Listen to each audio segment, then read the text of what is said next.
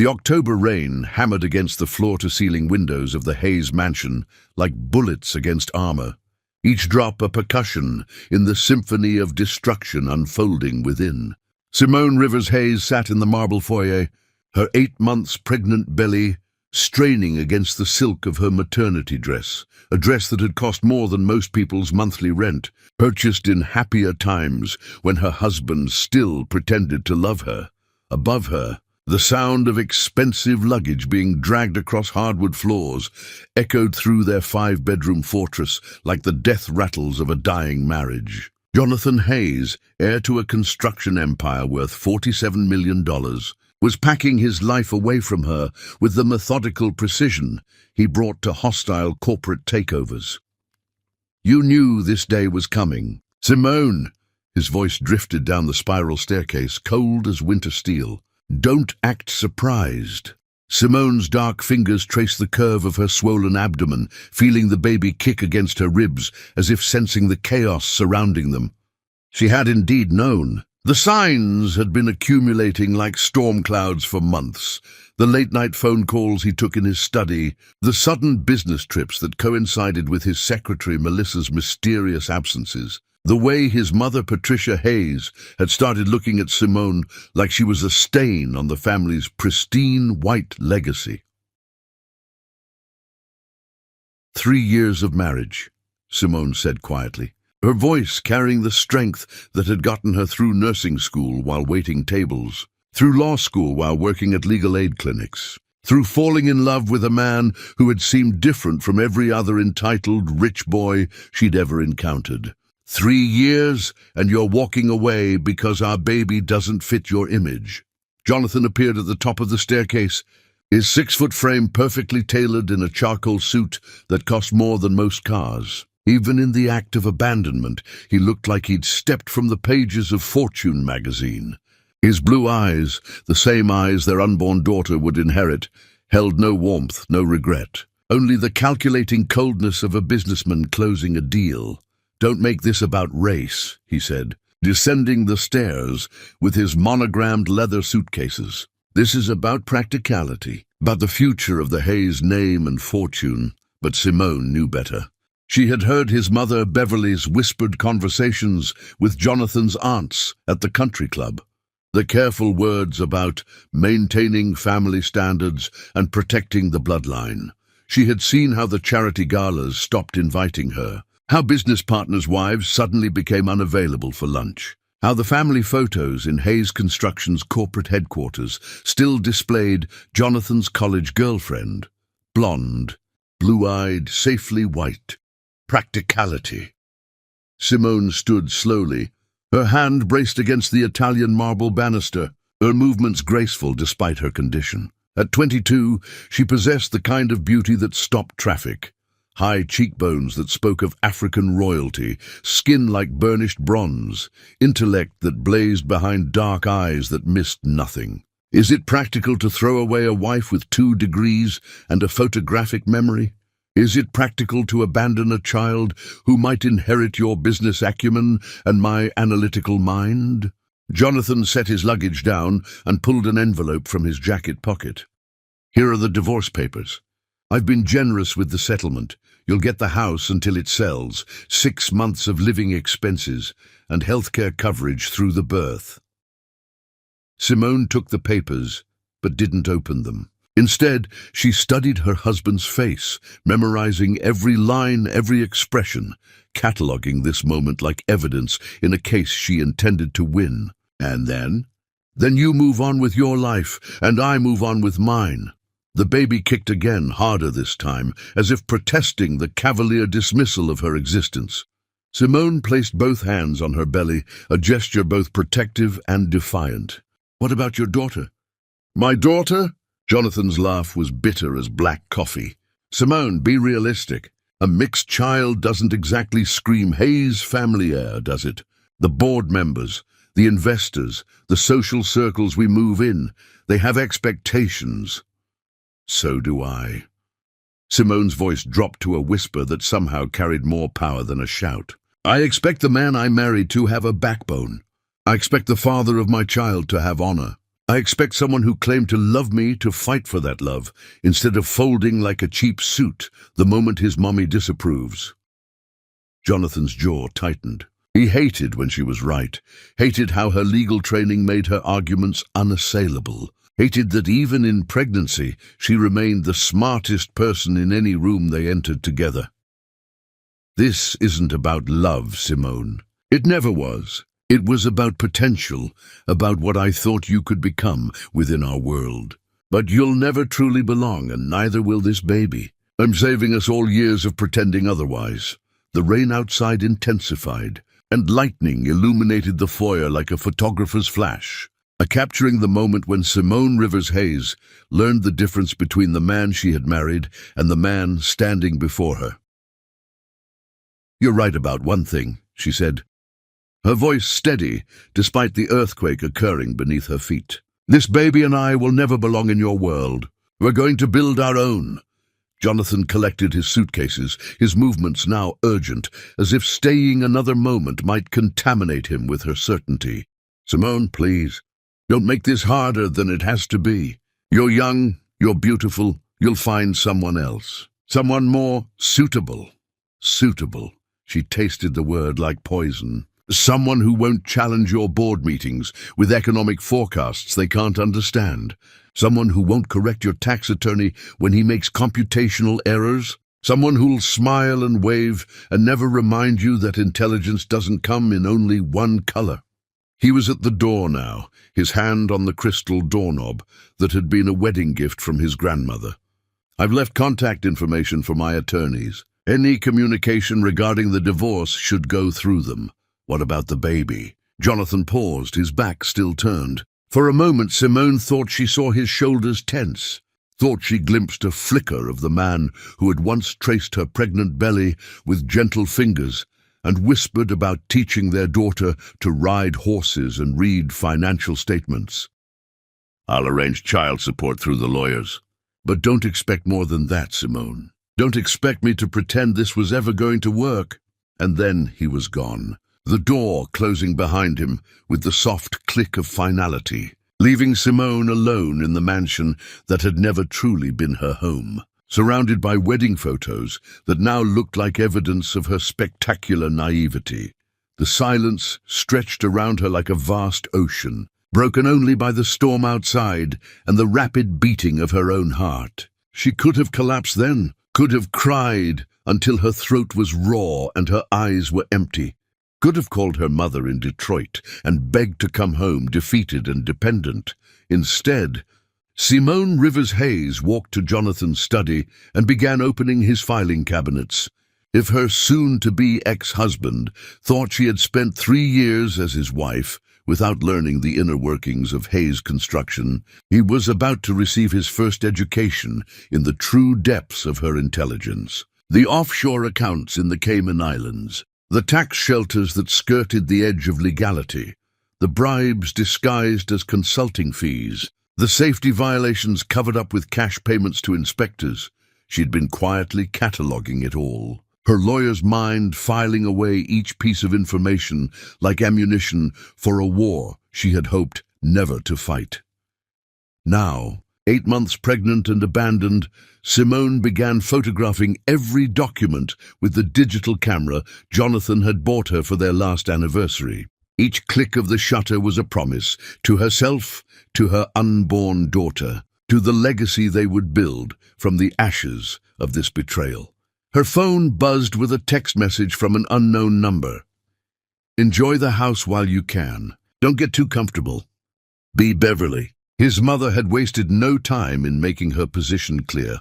Simone smiled for the first time in weeks, her reflection in the study window showing a woman transformed. The girl who had been abandoned was gone. In her place stood someone harder, someone hungrier, someone who had just learned that the most dangerous opponent is one who has nothing left to lose and everything to fight for. Jonathan Hayes thought he was abandoning a desperate girl he had just awakened, a woman who would burn his empire to ash. Chapter Scene 2. The Birth of a Queen. The strongest fortresses are built by women who had nowhere left to retreat. The ice storm that descended upon Chicago turned the city into a crystal cathedral, beautiful and treacherous. Power lines snapped under the weight of frozen rain, plunging entire neighborhoods into darkness, while emergency vehicles crawled through streets that had become skating rinks. Inside Northwestern Memorial Hospital, the fluorescent lights flickered ominously as backup generators hummed their mechanical prayers against the storm. Simone Rivers Hayes gripped the hospital bed rails, her knuckles pale against the white metal as another contraction seized her body like a vice made of fire. The monitors beside her bed beeped their electronic symphonies, tracking heartbeats, hers rapid and strong, her daughter's steady as a metronome counting down to freedom. It had been exactly 1 month since Jonathan's abandonment, 1 month since she had discovered the true nature of the man she had married. The contractions had started at 3 in the morning while she sat in his former study, finalizing the paperwork to sell his collection of rare whiskey. The irony had not been lost on her, their daughter choosing to make her entrance while Simone liquidated the last vestiges of her marriage. "How are we doing, sweetheart?" Dr. Angela Foster entered the delivery room, her scrubs pristine despite having been on call for 18 hours. She was the head of obstetrics, a woman who had delivered over 3,000 babies and could read the signs of complicated births like prophecy written in vital signs. "We're magnificent," Simone replied through gritted teeth, refusing to admit weakness even as her body prepared to split in half. She had been in labor for 14 hours, her water breaking while a blizzard raged outside, and her phone remained silent as a tomb. No calls from the man whose child was fighting to be born. "Any word from your husband?" asked Diane, the delivery nurse whose kind eyes had seen too many women labor alone. She adjusted Simone's monitors with practiced efficiency, her movements gentle despite the chaos erupting throughout the hospital as the storm knocked out power grids across the city. "I don't have a husband," Simone said flatly, her voice carrying no trace of self-pity. "I have a daughter, and that's all I need." The truth was more complicated, of course. Jonathan's divorce papers sat signed on her kitchen counter, but the legal dissolution wouldn't be final for weeks. Technically, he remained her husband, and the baby crowning between her legs remained his legal daughter. But technicalities were for courtrooms and contracts. In the sacred space between a mother's thighs and her child's first breath, only truth mattered. And the truth was that Simone had called Jonathan when her contractions began, had left voicemails, explaining that his daughter was arriving, had texted updates throughout the long hours of labor. His phone had remained silent as a tomb, his absence more deafening than the storm raging outside. "I can see the head," Dr. Foster announced, her voice cutting through another contraction that made Simone's vision blur white at the edges. "She's got a full head of hair and she's beautiful. 2 more good pushes, Simone. 2 more and you'll meet your daughter." Daughter. The word struck Simone like lightning, illuminating every corner of her consciousness. Not the baby or your child. Daughter. A girl who would inherit Simone's intellect and Jonathan's business instincts, who would grow up knowing that queens were not born, but forged in the fires of necessity. The next contraction built like a tsunami, and Simone pushed with every ounce of strength she possessed, pouring 3 years of marriage betrayals and 1 month of abandonment into the effort of bringing life into the world. She thought of her grandmother, who had raised 6 children alone after her husband died in the steel mills. She thought of her mother, who had worked 3 jobs to send Simone to college. She thought of every woman who had ever been told she wasn't enough, wasn't worthy, wasn't capable of building her own empire. "She's here! She's perfect!" Dr. Foster lifted the baby, whose cry pierced the air like a war horn, announcing the arrival of a conqueror. Simone's daughter entered the world at exactly 11:47 in the evening on November 15th, during the worst ice storm in Chicago's history, while her father celebrated at a Christmas party in Aspen with his secretary and his freedom. She weighed 6 pounds and 11 ounces, measured 19 inches long, and possessed the most alert eyes Dr. Foster had ever seen in a newborn. "Look at those eyes," Diane whispered as she cleaned the baby. "It's like she's taking inventory of everything in the room." Indeed, the baby's gaze moved with unusual focus, tracking sounds and movement with a precision that defied medical expectations. When Dr. Foster spoke, the baby turned toward her voice. When the monitors beeped, those dark eyes searched for the source of the sound. When Simone spoke her first words as a mother, "Hello, my beautiful queen," the baby's attention fixed on her with an intensity that made the delivery room feel electric. "What's her name?" Diane asked, preparing the birth certificate paperwork. Simone studied her daughter's face, seeing Jonathan's bone structure softened by her own features, his potential intelligence magnified by her own determination. This child would be extraordinary. Simone could feel it in her bones, could see it in those impossibly aware eyes that seemed to comprehend far more than any newborn should. "Zuri," Simone said firmly. "Zuri Rivers." "Not Hayes," Dr. Foster asked gently. "Rivers," Simone confirmed. "She'll make her own name in this world." The paperwork was completed while Simone nursed her daughter, marveling at how naturally Zuri latched on, how those tiny fingers curled around Simone's thumb with surprising strength. Outside, the ice storm continued its assault on the city, but inside the delivery room, warmth radiated from the connection between mother and daughter like a furnace powered by pure love and fierce determination. It wasn't until the next morning that the first crisis struck. Simone sat in the maternity ward, counting out bills from her wallet, while the hospital's financial coordinator explained the situation with the apologetic tone of someone delivering a death sentence wrapped in bureaucratic language. "Mrs. Hayes, I'm afraid there's been an issue with your insurance coverage. According to our records, your policy was terminated 3 days ago due to what's listed as a pre-existing condition exclusion clause." The woman, whose nameplate read Jennifer Walsh, spread the paperwork across the bedside table like tarot cards predicting financial ruin. Each form bore Jonathan's signature, each document a carefully crafted weapon designed to destroy Simone's security at her most vulnerable moment. Pre-existing condition. Simone's voice remained steady, but her grip on Zuri tightened protectively. "I was healthy throughout my entire pregnancy. Every prenatal appointment confirmed it. According to the documentation filed by your husband's legal team, you had undisclosed mental health issues that made you a high-risk patient. The insurance company has denied coverage for the delivery and is demanding immediate payment of $47,000. Mental health issues. Simone almost laughed at the creative cruelty of it. Jonathan had weaponized her single visit to a grief counselor after her father's death, transforming her healthy processing of loss into evidence of instability.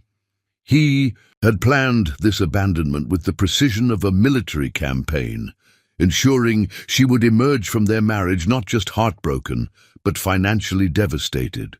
"How long do I have to pay?" "Typically, we require payment before discharge, but given the circumstances and the storm, we can extend that to 48 hours. 48 hours to find $47,000 while caring for a newborn and recovering from childbirth. The mathematical impossibility of it should have been crushing. Instead, Simone felt something crystallize inside her chest. A cold, brilliant fury that made her think more clearly than she had in months. "I understand," she said calmly. "I'll handle it." That afternoon, while Zuri slept in her arms, Simone began making phone calls. not to beg for help or mercy, but to liquidate assets with the strategic precision of a general burning bridges to prevent retreat. The diamond earrings Jonathan had given her for their first anniversary, sold to a jewelry buyer who made house calls to the hospital. The designer handbags she'd accumulated as a Hayes wife, consigned to a luxury resale shop whose owner was intrigued enough by Simone's story to offer premium prices. But it wasn't enough, even with every valuable item she could reach from her. Hospital bed converted to cash, she was still short $15,000. That's when Simone made the call that would change everything. Hayes Construction, this is Melissa speaking. Simone smiled at hearing the voice of her replacement, the 23-year-old secretary who had stolen her husband and was about to learn the difference between winning a battle and surviving a war. Melissa, this is Simone. I need to speak with Jonathan immediately. Mrs. Hayes, he's in a meeting. Tell him his daughter was born yesterday and the hospital wants payment before they release us. Tell him he has 1 hour to call me back, or I start making phone calls to the IRS about those Cayman Island accounts I photographed. The line went quiet for so long, Simone wondered if Melissa had fainted. I'll get him right away. Jonathan called back in 17 minutes. Simone, you can't be serious about threatening me. I'm not threatening you, Simone interrupted, her voice carrying the mathematical precision she used when solving complex equations. I'm explaining cause and effect. You filed fraudulent insurance claims to stick me with medical bills we both know I can't pay. I have evidence of your tax evasion schemes that could send you to federal prison. We can resolve this like adults, or we can see who has better lawyers. The silence stretched between them like a tightrope over an abyss. How much do you need? $15,000, transferred to the hospital account within the hour. And then this goes away. This goes away, Simone confirmed. But Jonathan, this is the last time I ask you for anything. The last time I acknowledge you as anything more than a sperm donor. The last time you have the power to hurt me. The money arrived 37 minutes later. As Simone signed the discharge papers, Zuri sleeping peacefully in her car seat, Dr. Foster approached with a gentle smile and a small wrapped package. I don't usually do this, the doctor said, but I wanted to give you something for Zuri. It's a book, Stories of Strong Women Who Changed the World. I have a feeling she's going to need inspiration for the empire she's destined to build. Simone accepted the gift with tears she refused to let fall. How did you know? Honey, I've delivered thousands of babies. Some come into this world ready to follow. Others come ready to lead. Your daughter, Dr. Foster glanced at Zuri, whose eyes were open despite the late hour, tracking the conversation with impossible focus. She's going to rule whatever kingdom she chooses to build. As Simone carried Zuri through the hospital corridors toward the exit, past the other new mothers with their supportive husbands and extended families, she felt no envy or loneliness. Instead, she felt the weight of infinite possibility. The ice storm had ended, leaving Chicago transformed into a crystalline wonderland that sparkled under the winter sun. The city looked different, cleaner, as if the storm had washed away everything unnecessary and left only what was strong enough to survive. Simone loaded Zuri into the back seat of her Honda Civic, not the luxury SUV Jonathan had driven away, but reliable transportation that belonged entirely to her. As she started the engine, her daughter made a sound that could have been interpreted as contentment, or could have been the first note of a war cry that would echo through the business world for decades to come. Welcome to the world, Queen Zuri, Simone whispered as they drove toward their uncertain but uncompromising future. Your empire awaits. While Jonathan celebrated Christmas with his secretary, Simone Rivers was teaching her newborn daughter that survival was just the first lesson in building an empire. Chapter 3. The Say. Forge of fire. Diamonds form under pressure that would crush weaker stones to dust.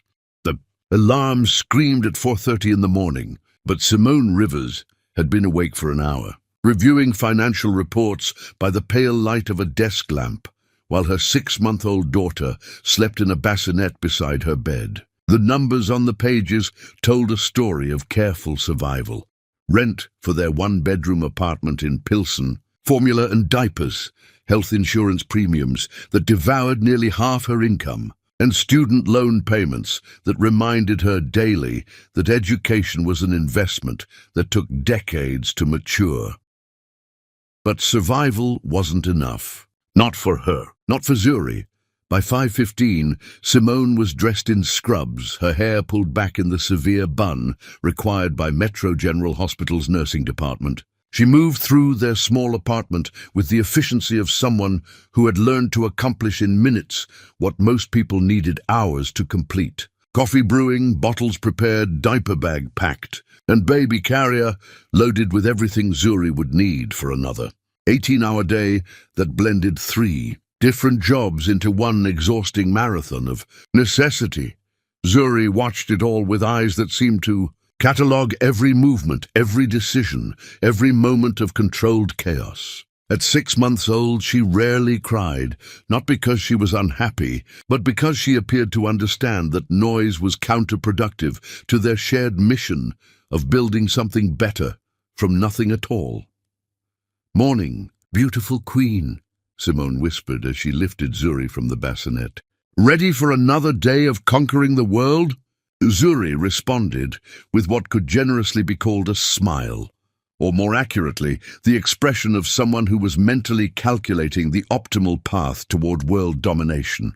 Her dark eyes, Jonathan's eyes, though Simone tried not to think about that, tracked everything with the focus of a surveillance camera recording evidence for future use. The commute to Metro General took 43 minutes on the L, during which Zuri observed the other passengers with the intensity of an anthropologist studying an unknown civilization. She seemed particularly fascinated by people talking on cell phones, her head tilting as if she were decoding the economics of each conversation.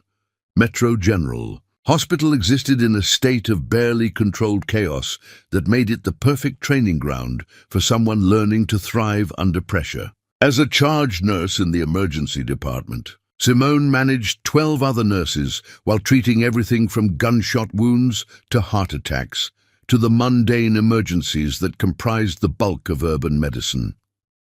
"Rivers, we've got a multi-car accident coming in," called Dr. James Washington, the department head, who had become both mentor and surrogate father since Simone started working there. 4 victims, 2 critical. "You ready to run the show?" "Always," Simone replied, settling Zuri into the hospital daycare that served the children of staff members who couldn't afford traditional childcare. It was a colorful room filled with toys and books, staffed by retired nurses who treated the children like grandchildren they'd never had.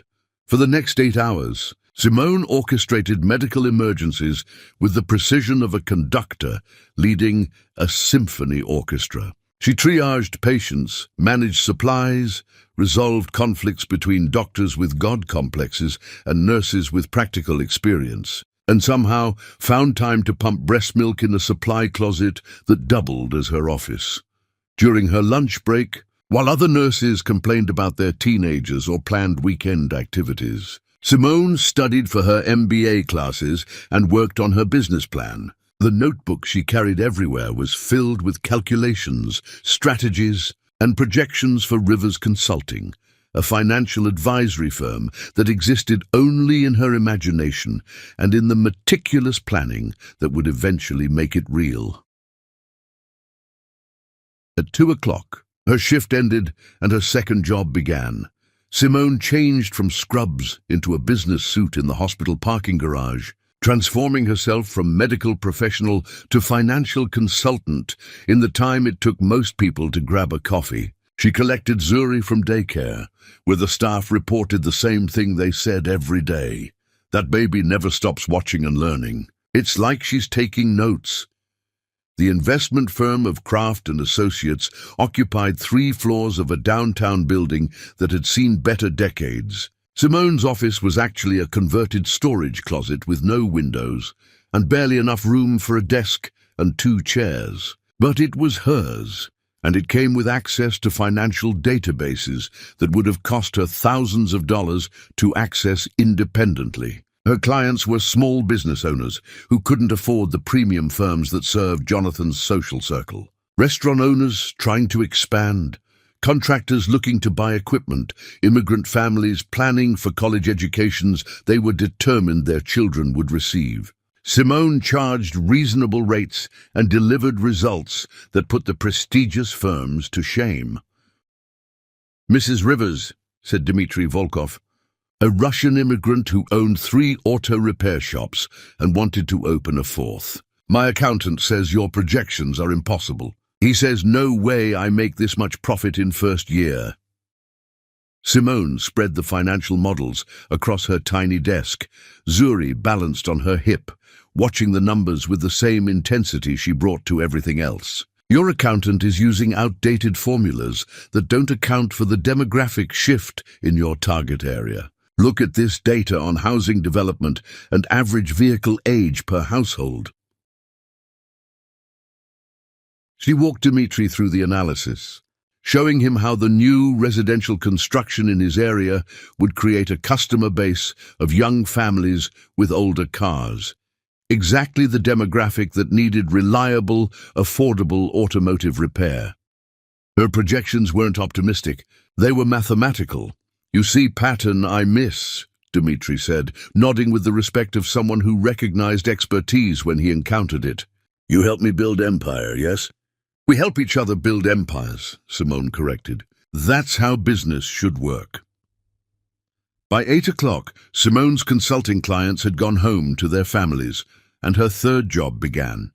She converted her office into a tutoring center, helping high school students with advanced mathematics and college-bound adults with accounting principles. The pay was modest, but it served 2 purposes: additional income and intellectual stimulation that kept her mind sharp for the bigger game she was planning to play. "Miss Rivers," said Keisha Williams, a 17-year-old whose single mother worked 3 jobs to pay for SAT prep classes. "I don't understand how you do all this with a baby." "My mom can barely handle her job at the grocery store." Simone looked up from the calculus problem they were solving. Zuri, sleeping peacefully in her lap, despite the complex mathematical discussions happening around her. "Your mother is handling more than you realize, Keisha. She's building your future one shift at a time. That takes a different kind of strength than solving equations, but it's just as important. But how do you make it look so easy?" "I don't make it look easy," Simone said simply. "I make it work. There's a difference." The tutoring sessions ended at 10 o'clock, leaving Simone alone with Zuri in the quiet building. This was when her real work began, the planning and preparation that would eventually transform Rivers, consulting from a dream scribbled in notebooks, into a financial empire that would make Jonathan Hayes' construction company look like a lemonade stand. She spread her business plan across the conference table, surrounded by financial projections, market analysis, and strategic assessments that she had developed during stolen moments throughout her 18-hour workday. Zuri, now awake and alert despite the late hour, watched everything with those eerily intelligent eyes. "What do you think, little queen?" Simone asked, holding up 2 different logo designs for Rivers Consulting. Elegant and understated, or bold and unforgettable? Zuri reached toward the bold design, her tiny fingers grasping at the paper with surprising coordination for a 6-month-old baby. "Bold it is," Simone agreed. "We're not building a company that blends in with the crowd." The commute home on the nearly empty L train gave Simone time to review the day's accomplishments and plan tomorrow's objectives. Zuri slept against her chest, but even in sleep, her breathing seemed to sync with the rhythm of the train wheels, as if she were unconsciously learning the patterns of urban movement. Their apartment building in Pilsen was a 4-story walk-up that had been converted from a factory sometime in the previous century. The hallways smelled like cooking spices and industrial cleaner, and the walls were thin enough that Simone could hear her neighbors' television programs, arguments and celebrations. But the rent was affordable, the neighborhood was safe, and the apartment faced east, giving them morning sunlight that made everything seem possible. Inside their apartment, Simone settled into the evening routine that had become as automatic as breathing. Zuri's feeding and diaper change, the preparation of formula for the next day, the review of tomorrow's schedule, and the 30 minutes of reading financial journals that kept her current with market trends and investment strategies. But tonight was different. Tonight, Zuri didn't fall asleep after her feeding. Instead, she lay in her crib, making soft, babbling sounds that seemed almost conversational, as if she were trying to communicate something important. "What is it, beautiful queen?" Simone leaned over the crib, studying her daughter's face in the soft glow of the nightlight.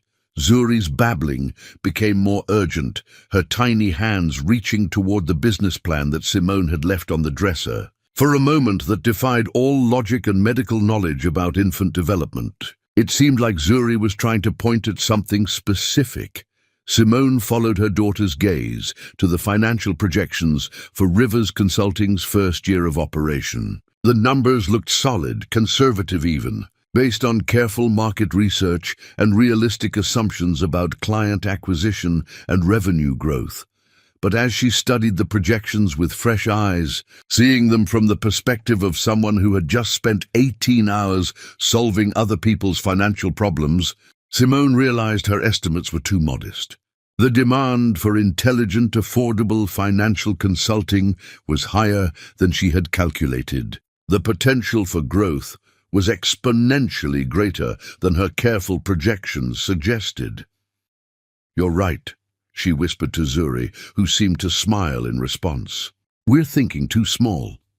By Zuri's first birthday, Simone had saved enough money to cover 6 months of basic expenses, established relationships with potential clients who were eager to work with Rivers Consulting, and developed a business plan so comprehensive that it could serve as a textbook for entrepreneurial success.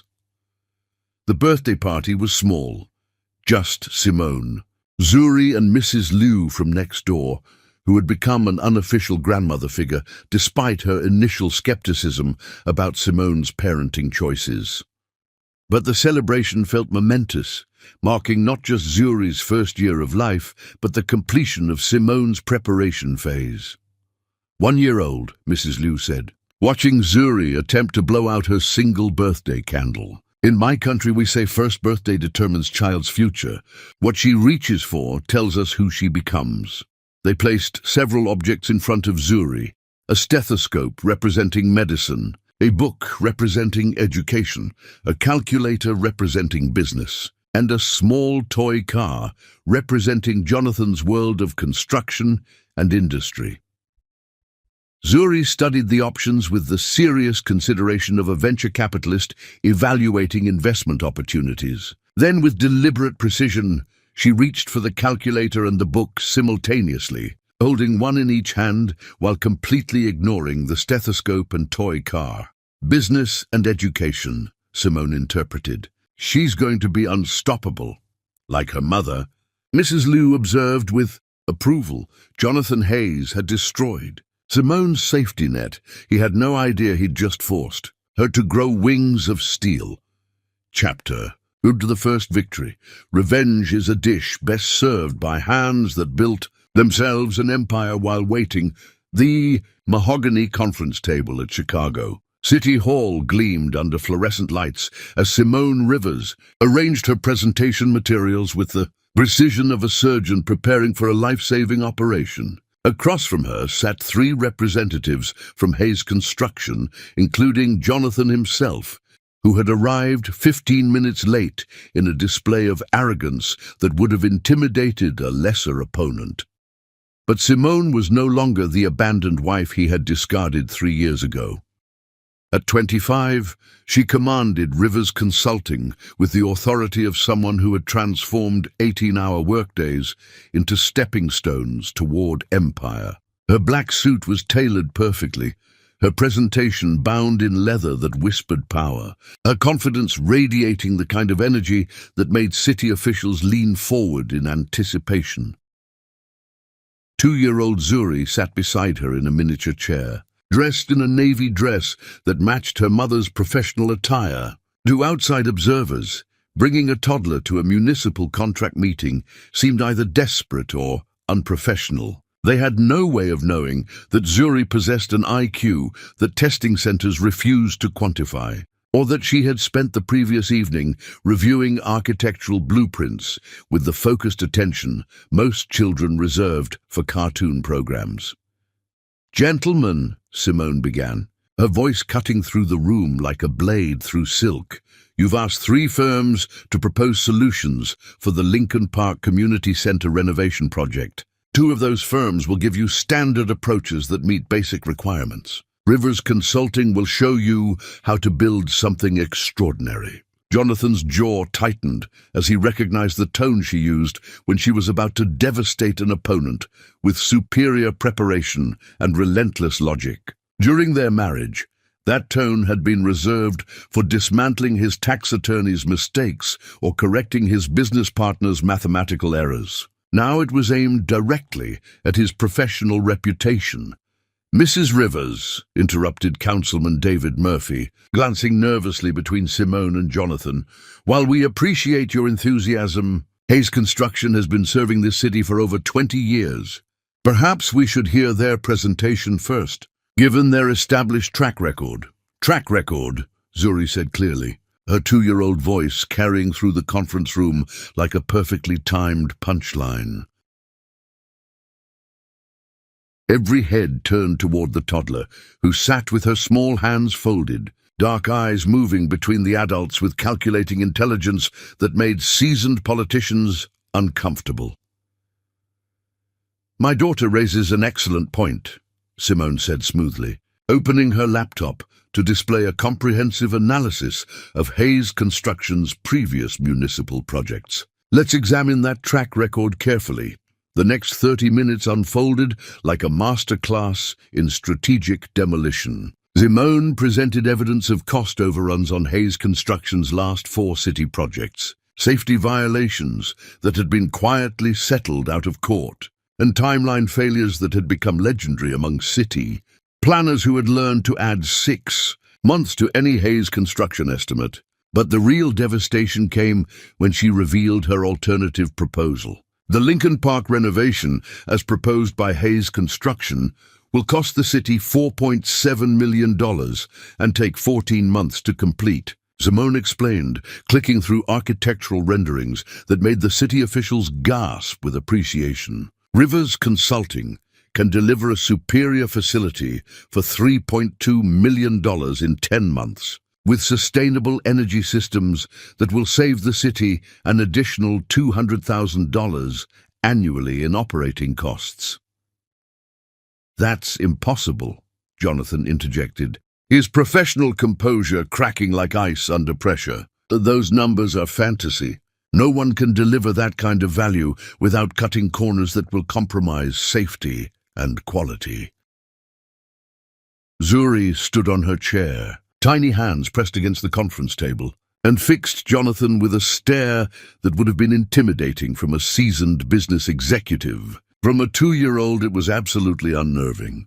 "Bad math," she said distinctly, then sat back down as if she had contributed her required input to the proceedings. The room fell silent, except for the hum of air conditioning and the distant sound of Chicago traffic. Councilman Murphy cleared his throat nervously. "Perhaps, Mr. Hayes, you could explain why you believe Mrs. Rivers' projections are unrealistic?" Jonathan pulled out his own presentation, but his hands shook slightly as he fumbled with documents that suddenly looked inadequate compared to Simone's comprehensive analysis. The construction industry operates on established principles. Material costs, labor rates, permitting timelines, these are fixed variables that don't change based on wishful thinking. "Fixed variables," Simone repeated, her tone suggesting she was explaining mathematics to a child.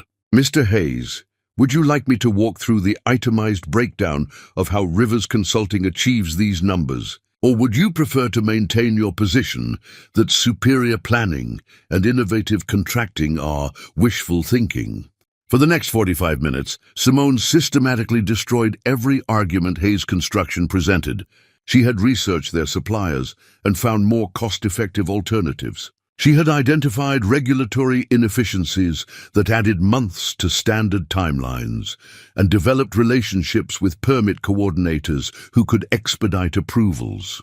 She had negotiated with subcontractors who were eager to work with a firm that paid on time and treated workers with respect.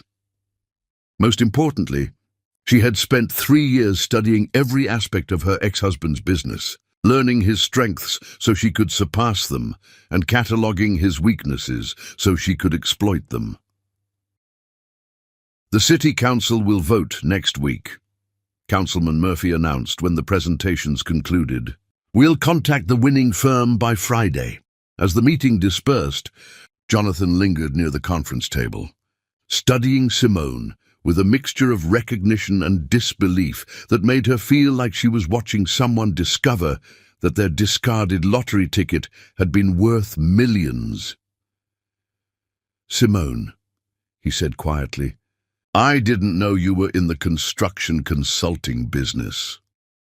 "There are many things you don't know about me, Jonathan," she replied, packing her materials while Zuri climbed into her lap with the easy confidence of someone who had never doubted where she belonged. That's what happens when you abandon someone without bothering to learn who they really were.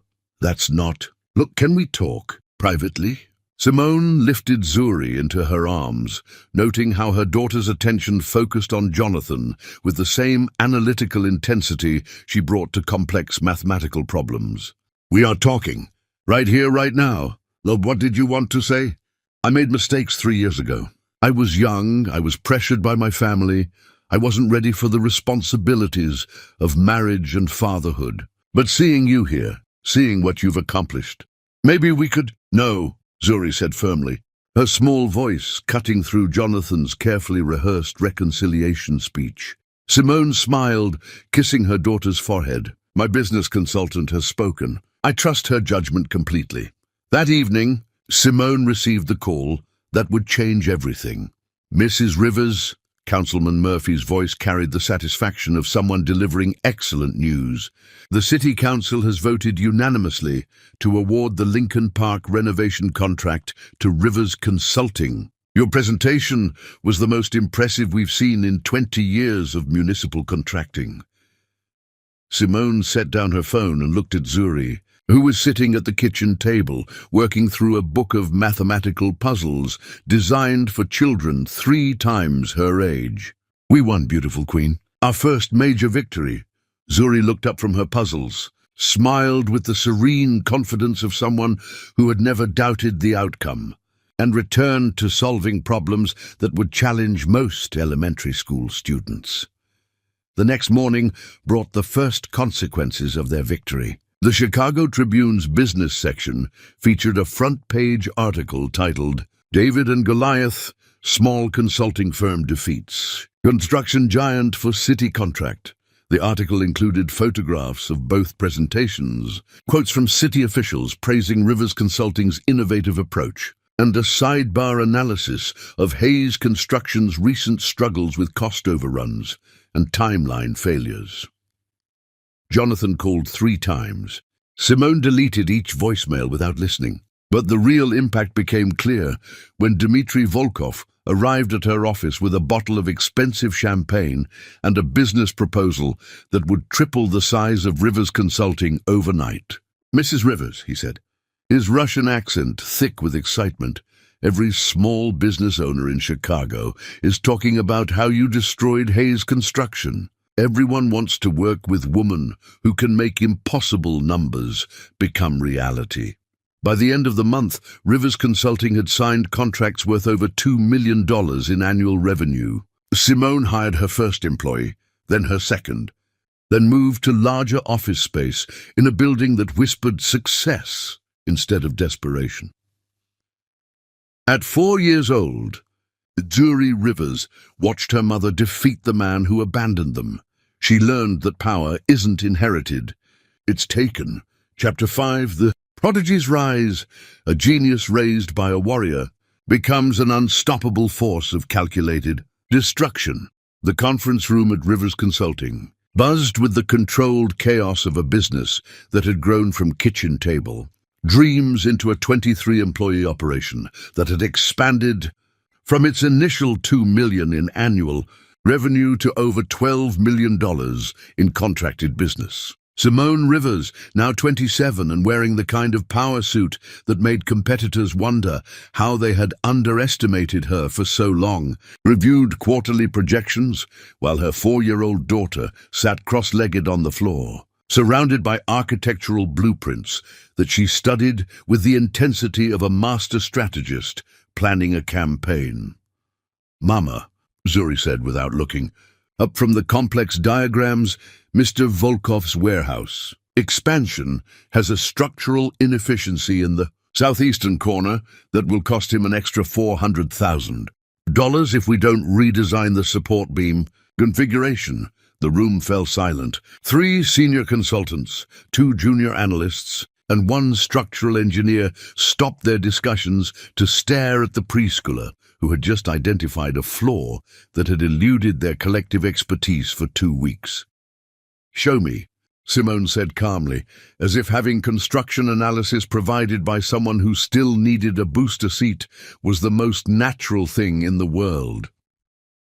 Zuri stood, walked to the blueprint table with the confident stride of someone who had never doubted her right to command attention, and began tracing structural lines with a finger that barely spanned the width of a pencil mark.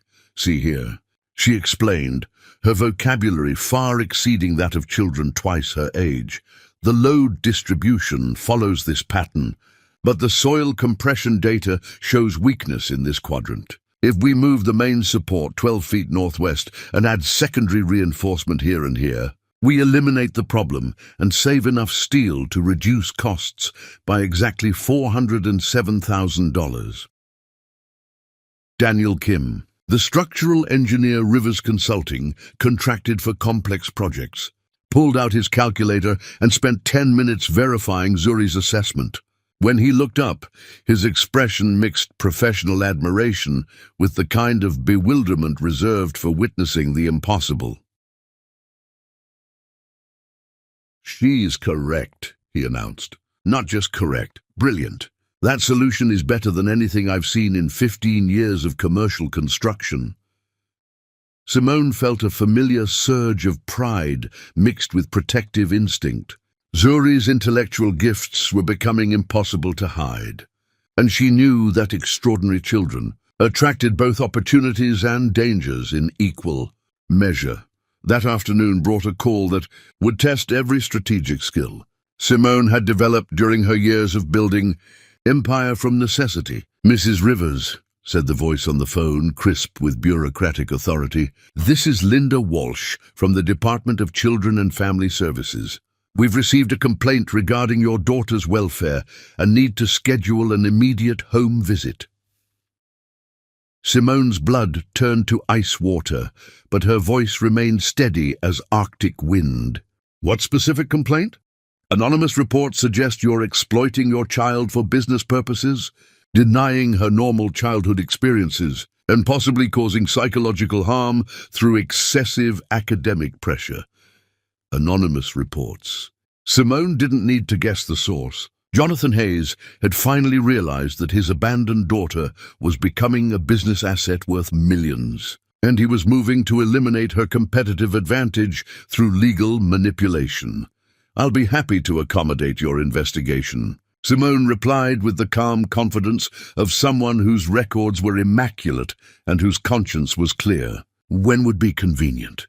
3 days later, Linda Walsh arrived at the Rivers apartment with a clipboard full of questions, a camera for documentation, and the skeptical expression of someone who had seen too many cases of parental exploitation disguised as educational opportunity.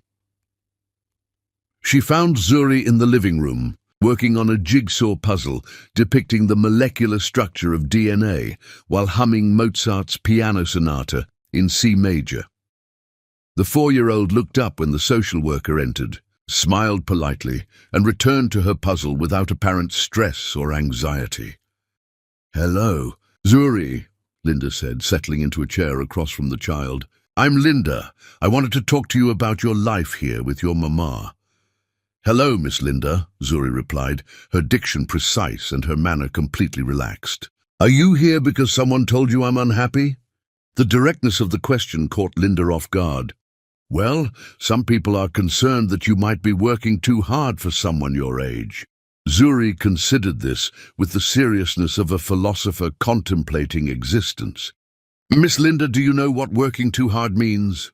"Why don't you tell me what you think it means?" "Working too hard means doing things you don't want to do because someone makes you do them," Zuri explained, selecting another puzzle piece with surgical precision. "I do mathematics because numbers are beautiful.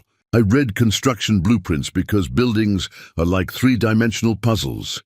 I go to Mama's office because I learn more there than anywhere else. Nobody makes me do these things. I choose them."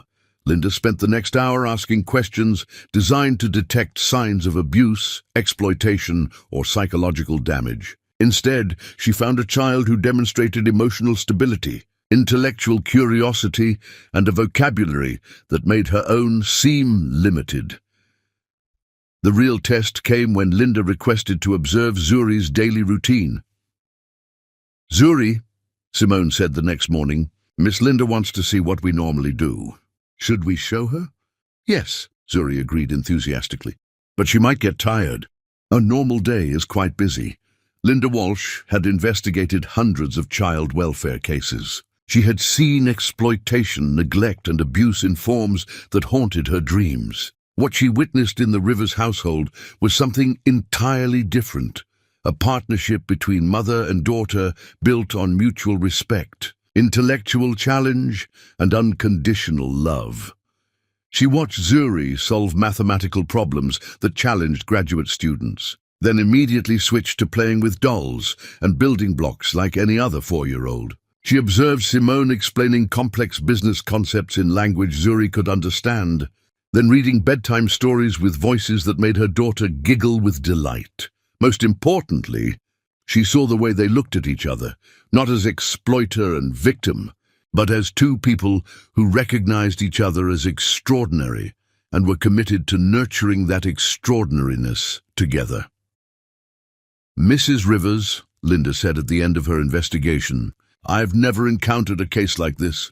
Your daughter is remarkably gifted, but more importantly, she's remarkably happy. Whatever you're doing it right."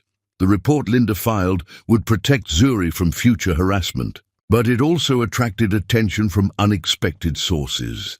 Dr. Helen Morrison from the University of Chicago's Child Development Center called the following week.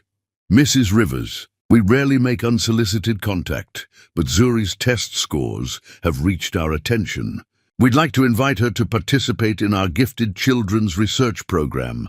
What would that involve? Comprehensive cognitive assessments, social development monitoring, and access to educational resources designed for exceptionally gifted children. We're particularly interested in her spatial reasoning abilities and mathematical intuition." Simone scheduled the appointment, knowing that official documentation of Zuri's abilities would serve as both protection and opportunity. The testing session lasted 6 hours and required 3 different psychologists to complete. When Dr. Morrison called with results, her voice carried the excitement of a scientist who had discovered a new species. "Mrs. Rivers, Zuri's IQ measures above 180, which places her in the top 0.01% of all children. Her spatial reasoning skills are literally off our charts, and her mathematical abilities are equivalent to those of a college sophomore. What does that mean for her future?" "It means she can accomplish anything she chooses to accomplish. The question is whether the world is ready for what she's capable of creating." At 6 years old, Zuri Rivers commanded boardrooms full of grown men who had underestimated both her brilliance and her mother's training. Chapter 6. The legal war. The most dangerous enemy is one who learned to fight in courtrooms, not just boardrooms. The process server arrived at Rivers Consulting at exactly 9:15 on a Tuesday morning, interrupting Simone's strategy meeting with pharmaceutical executives who wanted her firm to design a new research facility. 6-year-old Zuri sat in the corner, ostensibly working on advanced calculus problems, but actually listening to every word of the business discussion with the focused attention she brought to everything that might teach her something new about building empires. Simone Rivers. The server held out an envelope thick with legal documents. "You've been served."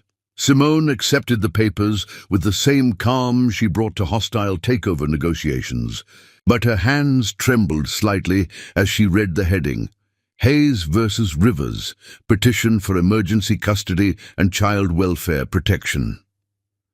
The pharmaceutical executives excused themselves diplomatically, sensing that whatever was unfolding required privacy. Zuri looked up from her mathematics, her dark eyes moving from her mother's face to the legal documents with calculating intelligence. "What does it say, Mama?" Simone read through Jonathan's petition with growing fury that she refused to let show in her voice or posture. He was claiming she was an unfit mother who exploited Zuri for business purposes, denied her normal childhood experiences, and caused psychological damage through excessive academic pressure. He wanted immediate custody and was requesting a psychological evaluation to prove Zuri needed stability and normal paternal influence. "It says you're biological. Father has decided he wants to be part of your life," Simone replied carefully. "The man who abandoned us when I was born?" Zuri's voice carried no emotion, only the precise clarity of someone stating mathematical facts. What changed his mind? Simone looked at her daughter, brilliant, beautiful, worth an estimated $50 million in intellectual property if her technology concepts were properly developed, and knew exactly what had changed Jonathan's mind. "He's realized you're valuable." Zuri said, with the understanding of someone who had always known this day would come. "So, we fight." The legal battle that followed would test every strategic skill Simone had developed during 7 years of building empire from nothing. Jonathan's attorneys were from Caldwell, Sterling and Associates, the most prestigious family law firm in Chicago, known for their ability to destroy opposing parties through character assassination and procedural warfare. Simone hired Rebecca Torres from Torres Family Law, a brilliant attorney who had built her reputation defending women against wealthy ex-husbands who used custody battles as weapons of financial and emotional warfare. "Simone," Rebecca said during their first strategy meeting, "Jonathan Hayes has unlimited resources and social connections that extend to the judicial system. This won't be a fair fight. Fair fights are for people who haven't spent years planning for war," Simone replied. "What's their strategy?" "They're going to paint you as an obsessive stage mother who's exploiting Zuri's intelligence for your own financial gain. They'll claim she's under constant pressure, has no normal childhood experiences, and needs the stability of a traditional two-parent home. But Jonathan's legal team proved more ruthless than either woman anticipated. The first devastating blow came in the form of newspaper headlines that appeared 3 days after the custody filing. "Child prodigy or exploited genius. Local mother accused of using daughter's gifts for business profit." The Chicago Sun-Times article featured photographs of Zuri at business meetings, quotes from unnamed sources claiming she was overworked and stressed, and expert opinions about the psychological dangers of pushing gifted children beyond normal developmental boundaries. Simone's business. Phone began ringing immediately. Clients cancelled contracts, potential projects were put on hold, and employees started updating their resumes as Rivers Consulting's reputation crumbled under media scrutiny. 6 major clients cancelled contracts within the first week. Rivers Consulting's projected annual revenue dropped from $12 million to $4 million overnight.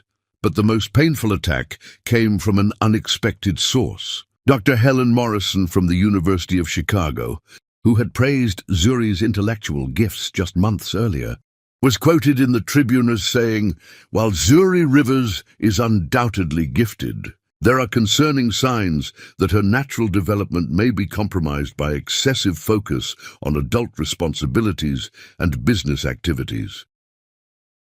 The custody hearing was scheduled for October, giving Jonathan's legal team months to systematically destroy everything Simone had built. They filed motions questioning her parenting decisions, demanded access to Zuri's medical and educational records, and requested psychological evaluations from experts who specialized in identifying parental exploitation. Rebecca Torres fought every motion with brilliant legal strategy, but the procedural warfare was designed to exhaust Simone's financial resources and emotional stamina. "They're trying to force you into bankruptcy," Rebecca explained during one of their weekly strategy sessions. "If you can't afford to continue the fight, they win by default. How much will it cost to see this through?" Conservatively, $200,000 in legal fees, expert witnesses, and court costs, Simone calculated quickly. She had approximately $150,000 in savings and assets she could liquidate. She would need to mortgage her business and personal assets to fund a legal battle that could destroy everything she had built. "Do it," she said without hesitation. The psychological evaluation phase nearly broke her resolve. Dr. James Phillips, the court-appointed child psychologist, spent 6 hours with Zuri across multiple sessions, administering tests designed to detect signs of parental pressure, emotional manipulation, and developmental delays caused by inappropriate academic acceleration. When his report was filed with the court, it contained language that made Simone's blood run cold. Subject displays signs of anxiety related to performance expectations and appears to have been conditioned to prioritize intellectual achievement over normal childhood development. Recommendation for supervised visitation with biological father, while primary custody transitions to more stable parental environment. The night before the custody hearing, Simone found Zuri in her bedroom, surrounded by legal documents she had somehow obtained from Rebecca's briefcase. Her daughter had created a detailed timeline on construction paper, mapping out every attempt Jonathan had made to contact them over the years, which amounted to exactly 0 genuine efforts. "Mama," Zuri said without looking up from the papers, "I understand what's happening tomorrow. He's going to claim he stayed away because he thought it was better for us. But I've read the custody petition, the psychological evaluations he requested, and the media strategy his PR firm filed with the court." Simone's breath caught. "How did you—" "Rebecca left her briefcase open during your last meeting. I memorized everything." Zuri set down the documents and looked directly at her mother with eyes that held intelligence far beyond her 8 years. "I want to talk to the judge. Sweetheart, the court doesn't usually allow children to testify in custody cases. Then we request special circumstances. I want to tell Judge Williams exactly what I think about the man who abandoned us trying to claim custody because I'm worth money." She paused, organizing her thoughts with mathematical precision. "I've been preparing for this conversation my entire life. Mama, every time someone asked where my father was, every time I watched other kids get picked up by their dads, every time I succeeded at something and wondered if he would have been proud. I'm ready." Simone watched her daughter practice her testimony, refining each word, anticipating counter-arguments, preparing rebuttals with the strategic thinking of a seasoned litigator. This wasn't just a child speaking her truth. This was a chess master positioning for checkmate.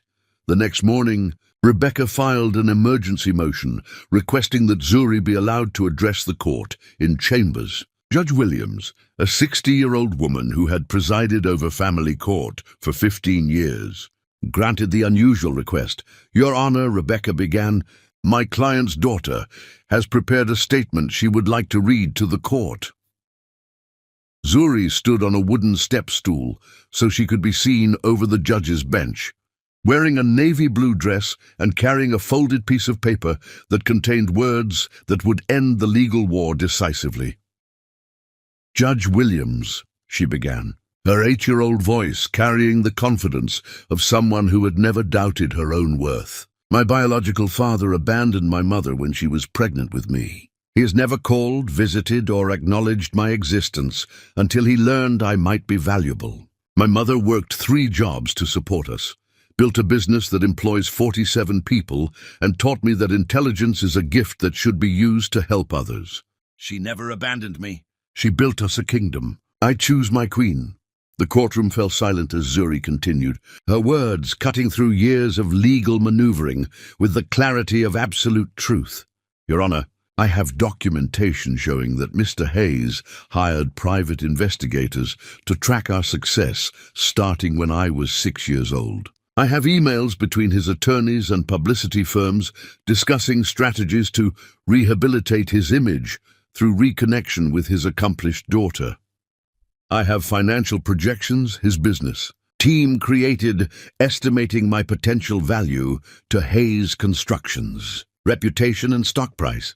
She reached into her small briefcase and produced a folder of documents that made the court stenographers' fingers pause over her keyboard. "Most importantly, Your Honor, I have this."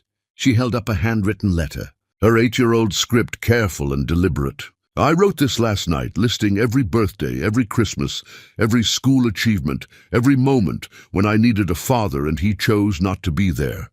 47 separate occasions over 8 years when Jonathan Hayes could have shown interest in his daughter's life and chose not to." Judge Williams leaned forward, studying the child before her with growing amazement. "You kept track of all those occasions?" "Yes, Your Honor, because I wanted to make sure that when this day came, and I always knew it would come, I could prove with mathematical certainty that his interest in me is purely financial, not paternal." Judge Williams removed her glasses and studied the child who had just delivered the most articulate custody preference she had encountered in decades of family law. "Mr. Hayes," she said, turning to Jonathan, "do you have any response to your daughter's statement?"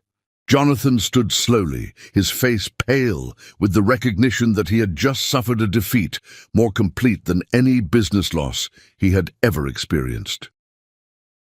"No, Your Honor, no response." "Then this court awards primary custody to Simone Rivers with no visitation rights for the biological father." Case dismissed.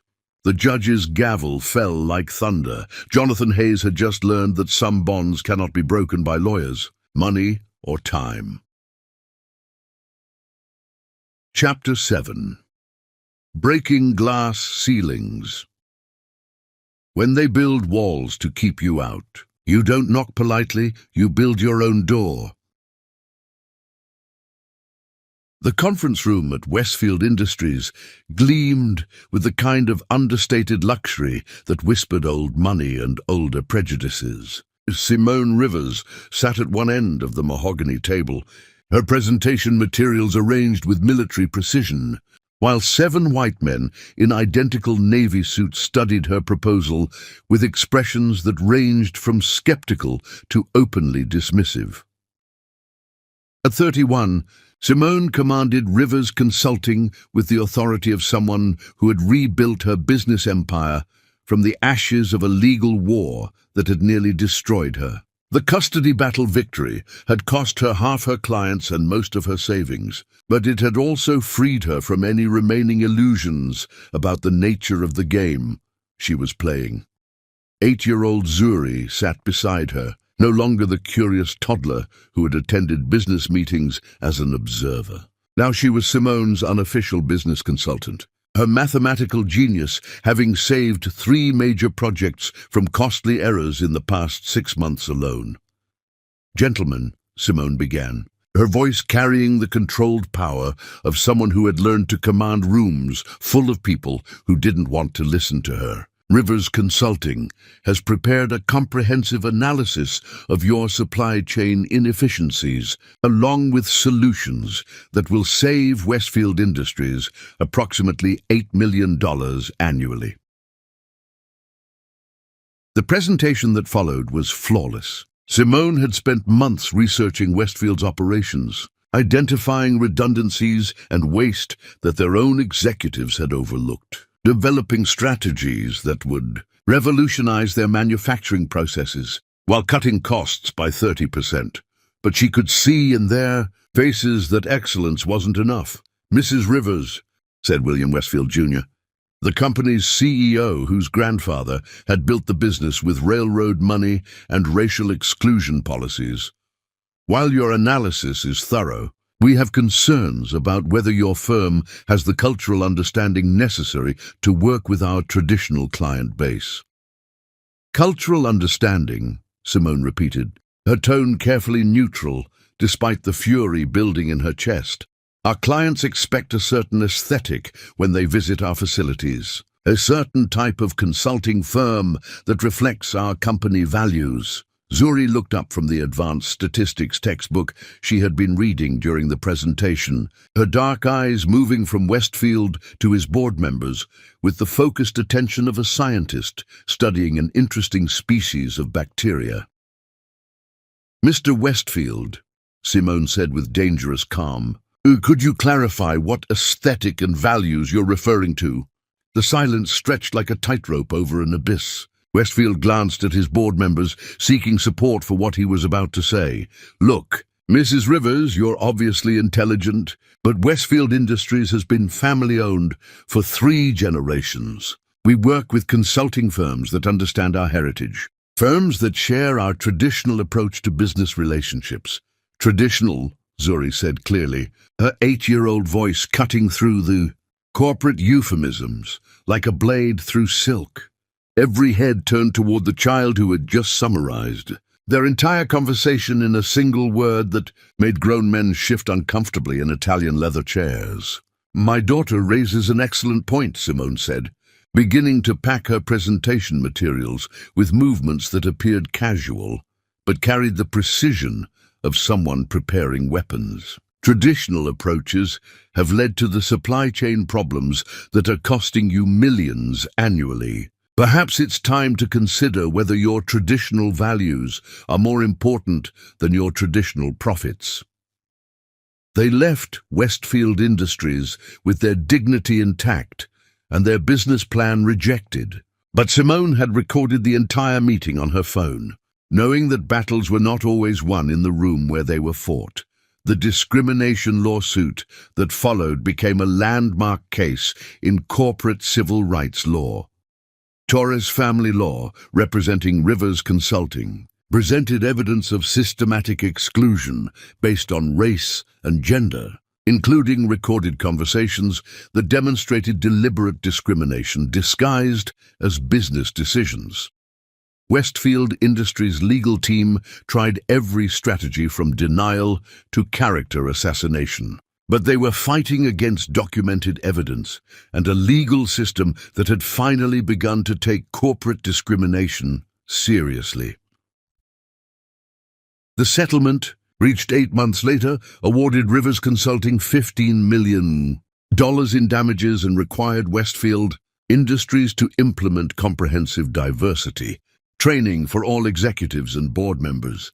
But the real victory came from the precedent it established. Within weeks of the settlement announcement, Simone's phone began ringing with calls from companies that wanted to avoid becoming the next Westfield Industries. Executives who had previously dismissed her firm suddenly discovered urgent needs for consulting services that only Rivers Consulting could provide. Meanwhile, Zuri faced her own battles with systemic barriers that sought to limit her potential. Hawthorne Academy, the elite private school where Simone had enrolled her daughter, represented everything that old money and older prejudices could create. The student body was 97% white, 99% wealthy, and 100% convinced that intellectual superiority was determined by bloodline rather than ability. At 8 years old, Zuri was completing coursework designed for high school students, while facing daily reminders that brilliance meant nothing if it came wrapped in the wrong skin color. "Mrs. Rivers," said Headmaster Phillips during a parent conference, "while Zuri is undoubtedly gifted, we're concerned that she's not integrating well with her peer group. Perhaps a school with more diversity would be a better fit for her social development." "Are you suggesting that academic excellence is less important than social conformity?" Simone asked. "I'm suggesting that Zuri might be happier somewhere more appropriate for her background." That evening, Simone found her daughter in the kitchen, working on a presentation that would change everything.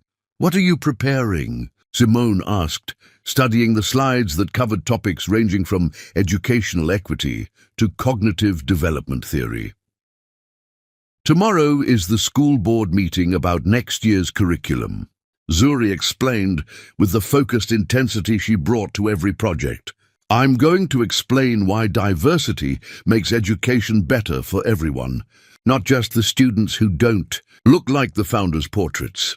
The presentation Zuri delivered the next evening would be remembered as one of the most articulate arguments for educational inclusion ever made by someone who still lost teeth to the tooth fairy. "Board members," 8-year-old Zuri began, standing behind a podium that required a step stool for her to be seen. "Hawthorne Academy teaches us that excellence is our tradition. But excellence cannot be traditional if it excludes the most excellent minds simply because they don't match expected appearances." For 20 minutes, she systematically dismantled every argument for educational exclusivity with data, logic, and moral clarity that left the board speechless. She cited studies on cognitive diversity, presented statistical analysis of academic performance correlated with inclusive environments, and concluded with a challenge that would define her approach to barrier breaking for decades to come. "You can teach us that different means inferior, or you can learn that different means innovative. Your choice will determine whether Hawthorne Academy produces leaders or followers." The video of her presentation, posted online by a board member's daughter, went viral within 48 hours. Educational experts shared it as an example of gifted child advocacy. Civil rights organizations used it to demonstrate the importance of inclusive education. Harvard University's admissions office sent a recruitment letter addressed to future Harvard student Zuri Rivers. While competitors whispered that Simone Rivers had gotten lucky, she was busy proving that excellence speaks louder than prejudice. Chapter: Teet, the next generation. The daughter of a revolution becomes the architect of evolution. The Glass Conference room at Rivers Consulting buzzed with an energy that made seasoned venture capitalists check their phones to ensure they were in the right meeting. Around the table sat executives from Microsoft, Google, and Apple, all competing for the attention of a 12-year-old who commanded their respect in ways that MBA graduates twice her age could never achieve. Zuri Rivers stood at the head of the table, her presentation remote steady in her small hand, delivering a pitch that would reshape how the technology industry thought about accessibility and innovation. At 12, she possessed her mother's strategic brilliance magnified by a mathematical intuition that made complex algorithms seem like simple arithmetic. ZuriTech's accessibility platform doesn't just help people with disabilities use technology, she explained, clicking through slides that demonstrated revolutionary interface designs. It makes technology more intuitive for everyone. When we design for different kinds of minds, we create better solutions for all minds.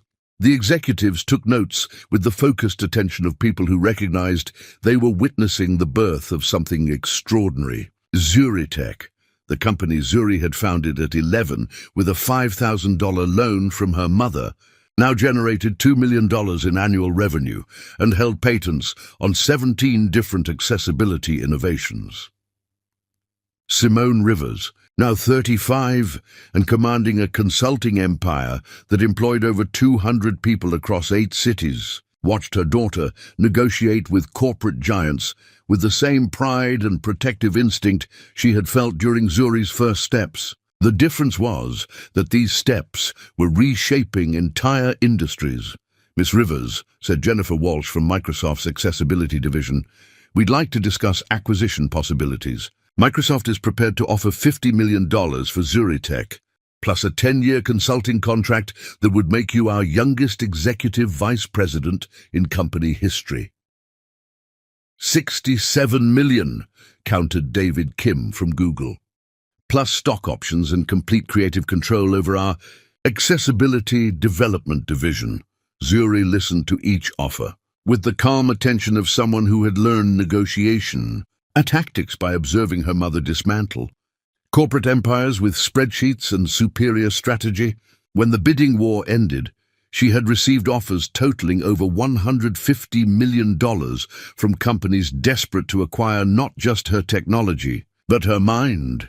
"Gentlemen," Zuri said with the professional courtesy that made grown executives forget they were being rejected by someone who still needed a learner's permit to drive, "I appreciate your interest, but Zuritech isn't for sale. We're building something more valuable than money. We're building change."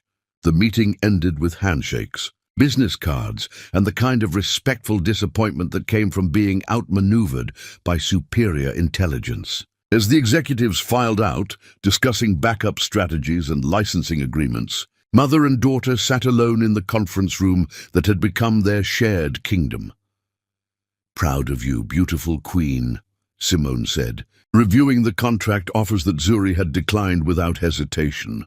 "They don't understand yet," Zuri replied, already focused on her next presentation. "They think they can buy innovation.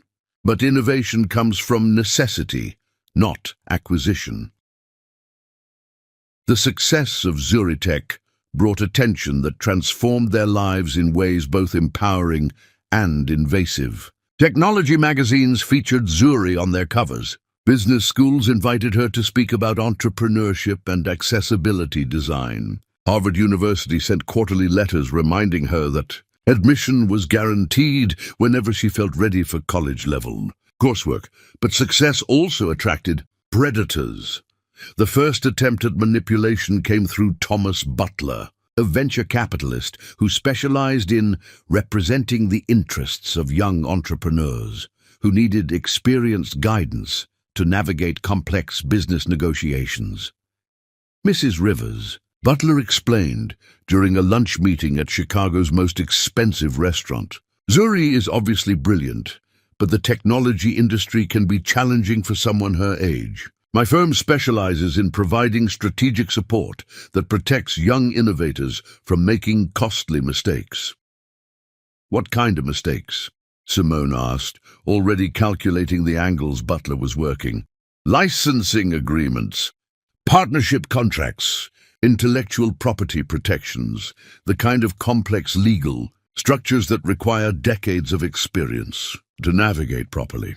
Simone smiled with the expression that made opposing attorneys update their malpractice insurance. "Mr. Butler, Zuri has been reviewing corporate contracts since she was 4 years old. She's corrected errors made by law firms that charge more per hour than most people earn per month. What exactly do you think she needs protection from?"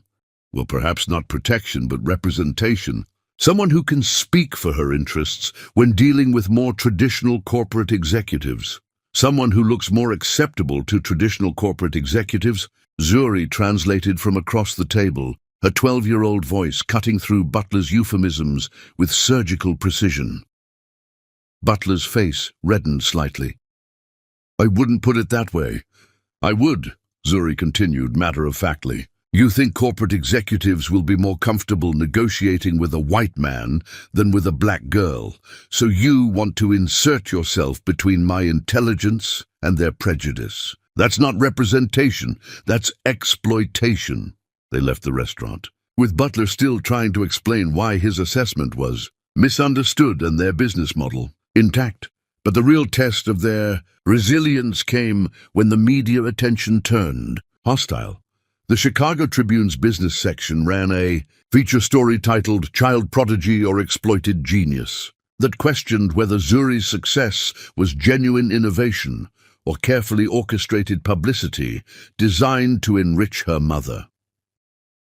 Within days, the story was picked up by national news networks. Television reporters appeared at their apartment building, their office, and Zuri's school, demanding interviews and searching for signs of exploitation that would confirm their narrative of maternal manipulation. The interview that would end the media harassment came when Sandra Williams from 60 Minutes requested a sit-down conversation with Zuri about her company, her childhood, and her future plans.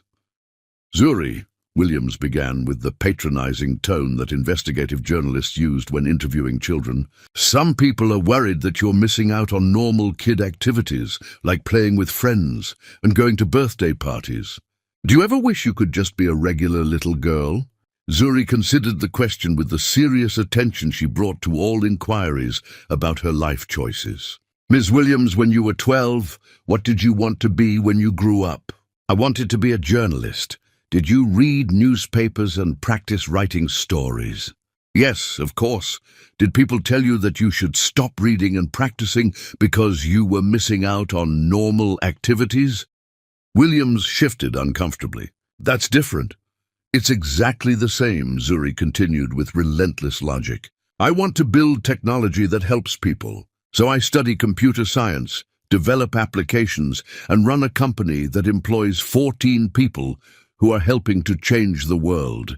If that's not normal for most 12-year-olds, maybe the problem isn't with me."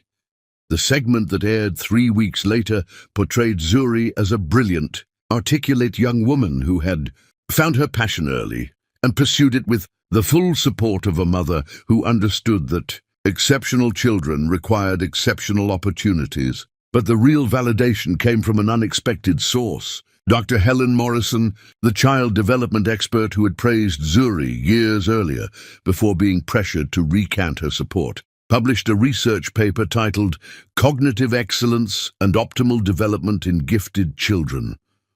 The paper used Zuri's development as a case study, demonstrating that intellectually gifted children thrived when given appropriate challenges and suffered when forced into artificially limiting environments. Meanwhile, Zuritech continued growing at a pace that made industry analysts revise their projections monthly. The company's accessibility innovations were licensed to major technology firms, generating revenue that transformed Zuri from a curious child into a serious player in the global technology marketplace. The approach came through Marcus Webb, a business development consultant who claimed to represent interested parties who wanted to discuss partnership opportunities with Zuritech. "Miss Rivers," Webb explained during what appeared to be a routine business meeting, "my clients are impressed by your accessibility innovations and would like to explore licensing agreements that could expand your market reach exponentially." "Who are your clients?" Zuri asked with the direct questioning that made adults uncomfortable. "Hayes Technology Solutions," Webb replied. "They specialize in integrating innovative technologies into established business frameworks."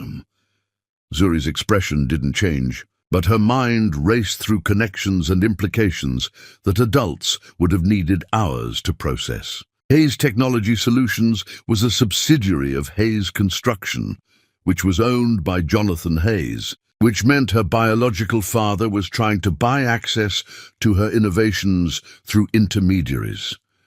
"I'll need to review their proposal with my legal team," she said neutrally, giving no indication that she had just unraveled a strategy designed to reconnect him to the daughter he had abandoned.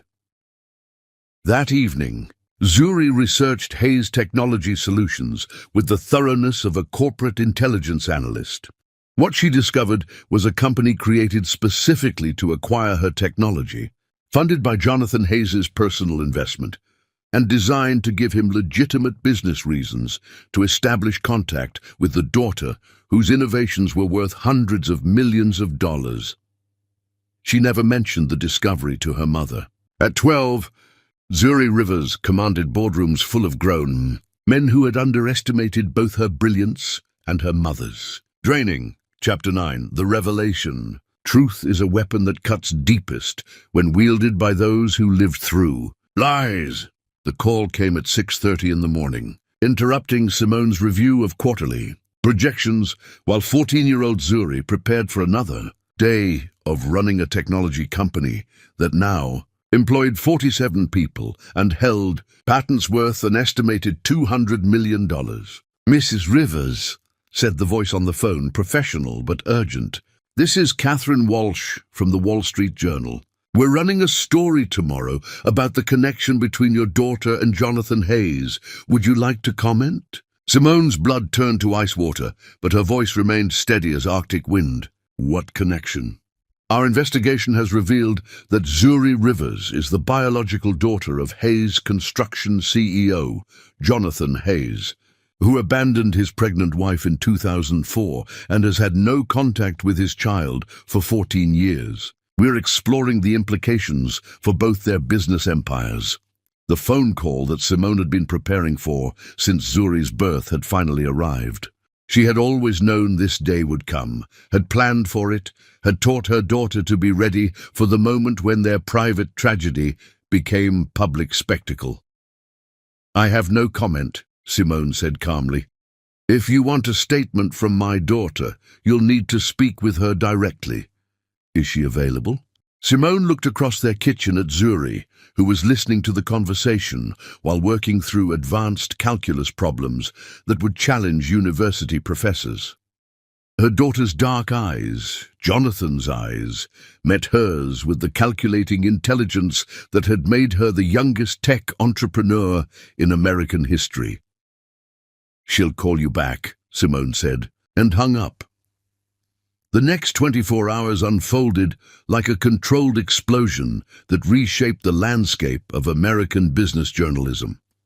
The Wall Street Journal's front-page story ran under the headline, "Tech Prodigy Revealed as Abandoned Daughter of Construction Mogul," with photographs of both Zuri and Jonathan that made their genetic connection undeniable. The article detailed Jonathan's abandonment of his pregnant wife, his complete absence from Zuri's life, and the remarkable success both mother and daughter had achieved without his support or acknowledgement. But the real devastation came from the financial analysis that accompanied the human interest story.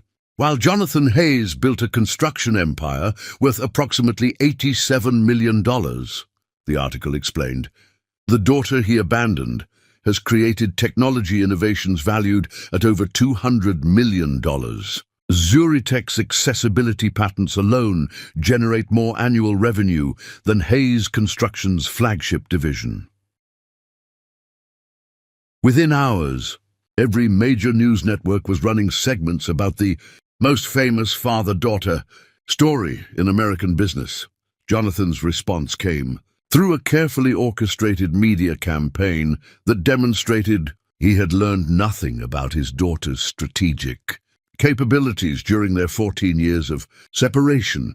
He appeared on Good Morning America with the kind of polished presentation that expensive public relations firms crafted for clients facing reputation crises. "I made the difficult decision to stay away from Simone and Zuri because I believed they would be stronger without my interference," he explained to sympathetic hosts. "Everything they've accomplished because I gave them the space to develop their own identities and capabilities. I've always been proud of my daughter's achievements," he continued. "Now that she's established herself as a successful entrepreneur, I hope we can begin building the father-daughter relationship that circumstances prevented us from developing earlier." Zuri's response came 12 hours later, during a live television interview that would be studied in journalism schools as an example of how superior preparation could destroy even the most carefully constructed lies. She had agreed to appear on 60 Minutes with Sandra Williams, the same reporter who had attempted to portray her as an exploited child genius 3 years earlier. "Zuri," Williams began, "your biological father says he stayed away to give you space to develop independently. What's your response to that explanation?" 14-year-old Zuri looked directly into the camera with the controlled fury of someone who had spent years preparing for this moment. "Ms. Williams, I have copies of every legal document filed in my parents' divorce proceedings. Jonathan Hayes didn't stay away to give us space. He fought to eliminate his financial obligations to us. He filed fraudulent insurance claims to stick my mother with medical bills. He attempted to seize custody of me only after learning I was profitable. He has tried to acquire my technology through shell companies for the past 2 years. She reached into a briefcase and pulled out a folder, thick with documents that made Williams's eyes widen with journalistic excitement. These are emails between Hayes Construction and Hayes Technology Solutions, outlining strategies to gain access to my patents through business relationships. These are recordings of conversations where my biological father discussed acquiring my company without revealing his identity. These are financial records showing that every attempt he has made to contact me has been motivated by business interests, not parental love. The interview that followed lasted 43 minutes and systematically demolished every aspect of Jonathan's carefully constructed rehabilitation narrative. Zuri presented evidence of his abandonment, his legal attacks, his business espionage, and his current attempts to exploit their biological connection for financial gain. But the moment that would be replayed on news programs for months came when Williams asked about forgiveness. "Despite everything he's done, is there any part of you that wants a relationship with your father?" Zuri's expression softened slightly, and for a moment she looked like the 14-year-old child she was beneath her executive authority. "Ms. Williams, I learned about fathers by watching my mother work 18-hour days to build us a kingdom. I learned about loyalty by seeing her sacrifice everything to give me opportunities. I learned about love by growing up with someone who fought the world to protect my dreams." She paused, gathering herself for the words that would define their relationship forever. "Jonathan Hayes contributed DNA to my existence. That doesn't make him my father. That makes him a sperm donor who abandoned his responsibility and is now demanding credit for the empire we built without him." The response was immediate and overwhelming. Social media exploded with support for Zuri's position. Business magazines published analysis pieces about the financial success of single-mother families. Harvard Law School invited Zuri to speak about family, law, and parental responsibility. But the attention also brought dangers that forced both mother and daughter to confront the reality that success made them. Targets, the death threats, began within hours of the 60 Minutes broadcast. Anonymous messages filled with racial slurs and violent fantasies flooded their business email, personal social media, and office voicemail systems.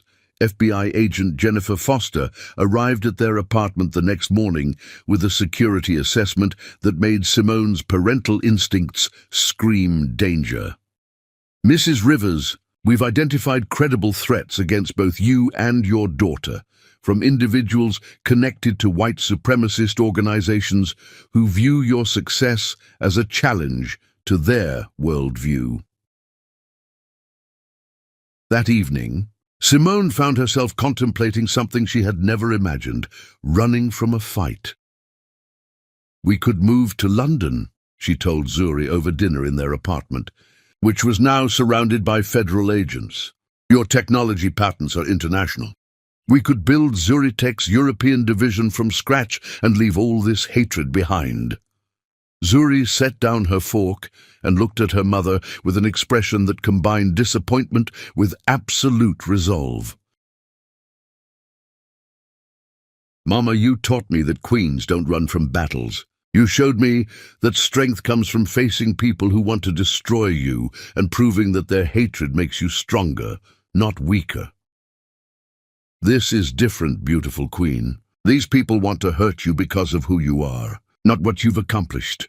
Then they've already lost, Zuri said, with the quiet confidence of someone who had inherited her mother's strategic mind and magnified it with her own mathematical precision. We don't run from cowards, Mama. We make them irrelevant. 6 weeks later, Zuri Rivers became the youngest person in American history to testify before a congressional hearing on diversity and innovation in the technology industry. Standing behind the witness table in the House of Representatives, addressing congressmen and media representatives from around the world, she delivered testimony that would be quoted in business schools and civil rights organizations for decades.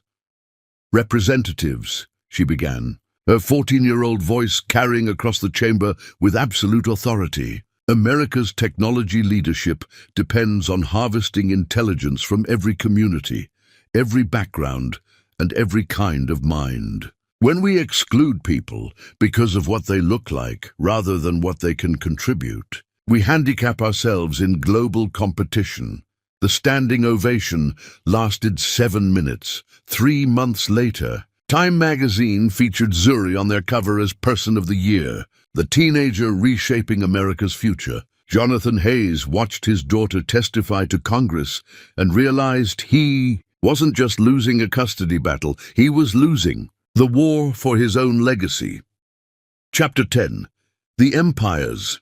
Hunt. The greatest victory is not destroying your enemy, but building something so magnificent that their hatred becomes irrelevant.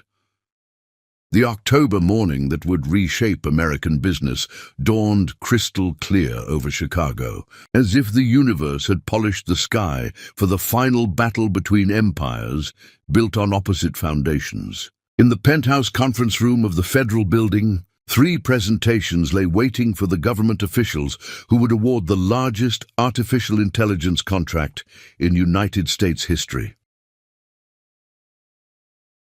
$2 billion. Winner takes all. Simone Rivers, now 42, and commanding a consulting empire that employed over 800 people across 12 countries, sat at one end of the mahogany table, reviewing her proposal with the calm focus of someone who had spent 20 years preparing for this moment. Rivers Consulting had evolved from kitchen table dreams into the most innovative business strategy firm in North America, known for solutions that competitors called impossible until they watched them succeed. Beside her, 19-year-old Zuri Rivers radiated the controlled power of someone who had graduated from Harvard at 17 and built ZuriTech into a company valued at $500 million. Her accessibility innovations now powered technology used by over 100 million people worldwide, making her the youngest billionaire in American history and the most influential voice in ethical artificial intelligence development.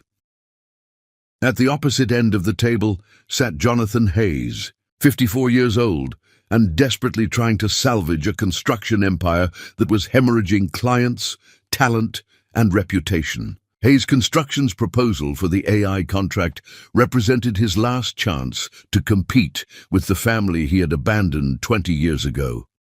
The symmetry was perfect and devastating. "Ladies and gentlemen," announced Secretary of Technology Amanda Foster, "will begin with Hayes Construction's presentation of their artificial intelligence implementation strategy." Jonathan stood with practiced confidence, but his hands trembled as he activated his presentation. The years had not been kind to the man who had once walked away from everything that mattered. The Hayes AI platform represents traditional American values applied to cutting-edge technology. Our approach prioritizes established security protocols and time-tested implementation strategies. The presentation was competent, expensive, and utterly conventional. Jonathan proposed spending 18 months and $1.8 billion to create an AI system that would be outdated before it launched. When he finished, polite applause filled the silence like mourners at a funeral. "Thank you, Mr. Hayes," Secretary Foster said diplomatically. "Next, we'll hear from ZuriTech Solutions." Zuri stood with fluid grace, her presentation remote, steady in hands that had never doubted their right to command attention from the most powerful people in America. Zuri Tech's proposal doesn't just implement artificial intelligence, it revolutionizes how AI serves human potential. The next 30 minutes unfolded like a masterclass in visionary technology development. Zuri presented an AI system that would cost $1.2 billion, launch in 10 months, and deliver capabilities that made existing government technology look like typewriters in a smartphone world. Traditional AI systems work for traditional users, she explained, demonstrating interfaces that adapted to different cognitive abilities, physical limitations, and learning styles. Our platform works for everyone, which means it works better for anyone. The government officials asked technical questions that would have stumped MIT professors. Zuri answered each one with the casual precision of someone explaining basic mathematics to elementary school students. When her presentation ended, the applause carried the energy of people who had just witnessed something extraordinary. Finally, Secretary Foster announced, Rivers Consulting will present their strategic implementation analysis. Simone stood with the authority of someone who had spent 20 years proving that excellence knew no boundaries. Her proposal wasn't just about artificial intelligence, it was about transforming how America approached innovation, diversity, and strategic thinking. The question isn't whether America can build superior artificial intelligence, she began. The question is whether we're smart enough to harness intelligence from every community, every background, and every kind of mind. But the moment that would be remembered came when she addressed the elephant in the room. Some of you might wonder whether personal history affects professional judgment. I can assure you that the best strategy comes from evaluating results, not relationships. Rivers Consulting recommends Zuri Tech solutions because they offer the most innovative, cost-effective, and ethically sound approach to artificial intelligence development. Jonathan's face flushed with recognition of what had just happened. His ex-wife had not only outmaneuvered him strategically, she had demonstrated that her judgment transcended personal vendetta. The voting was unanimous. Zuri Tech Solutions won the contract, with Rivers Consulting selected as the primary implementation partner. As government officials filed out discussing timelines and security clearances, Jonathan lingered near the conference table, studying the family he had abandoned with expressions of loss so profound it felt like watching someone realize they had thrown away winning lottery tickets. "Simone," he said quietly, "could we talk?"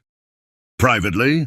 "We are talking," she replied, packing her materials while Zuri collected congratulations from officials.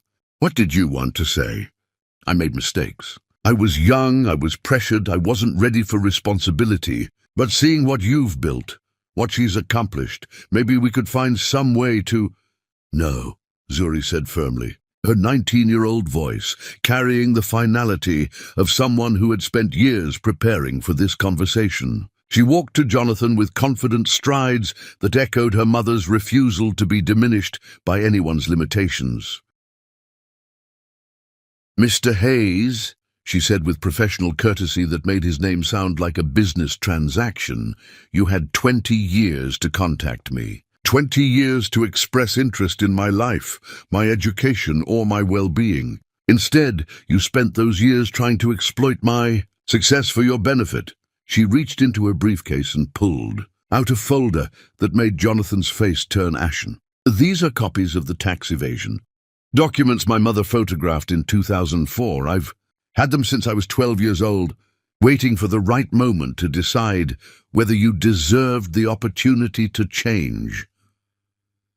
Jonathan stared at the evidence of crimes that could send him to federal prison, his mouth opening and closing without sound. His legal team had prepared him for business negotiations, reputation management, even hostile media coverage. They had not prepared him for his teenage daughter to produce evidence of federal crimes with the calm precision of a prosecuting attorney. "You kept those for 7 years?" he whispered. 7 years, 4 months, and 16 days, Zuri corrected with mathematical precision. "I've been studying your business practices, your legal vulnerabilities, and your financial weaknesses since I learned to read corporate filings. Not for revenge. Revenge is inefficient. For insurance." She handed him the folder, but retained copies for herself, with the foresight of someone who understood that evidence shared was evidence potentially destroyed. "I'm not giving these to the IRS," she continued calmly, "because revenge is a waste of energy that could be spent building better things. But I want you to understand something clearly. You don't get credit for the empire we built without you. You don't get to claim connection to success you tried to sabotage. You don't get forgiveness from people you never asked permission to hurt." She paused, studying his face with clinical detachment, memorizing this moment when 20 years of abandonment reached its mathematical conclusion. Keep those as a reminder of who you chose to be versus who you could have been. And remember this: every success I achieve from this day forward, every innovation that changes the world, every life my technology improves, all of it will be accomplished by someone whose father thought she wasn't worth staying for. As they left the federal building, walking toward the car that would take them back to empires they had built from abandonment and armor, Simone felt the weight of complete victory settling around her like a crown. "How does it feel, beautiful queen?" she asked her daughter. "Like the beginning," Zuri replied, her eyes already focused on problems that needed solving and empires that needed building. "We've proven that excellence transcends prejudice, that intelligence overcomes abandonment, and that two women with nothing can build everything." Behind them, Jonathan Hayes stood alone in the federal building lobby, holding evidence of his crimes and confronting the reality that some opportunities, once rejected, never returned. The evening news would report that Zuritech had won the largest government technology contract in history. But the real story was simpler and more profound. 20 years after Jonathan Hayes abandoned his pregnant wife to chase shallow dreams of success, she and their daughter stood at the pinnacle of empires he could never have imagined. 20 years after Jonathan Hayes abandoned his pregnant wife, he watched from bankruptcy court as she and their daughter stood atop the empire he could have shared, but was too small to build.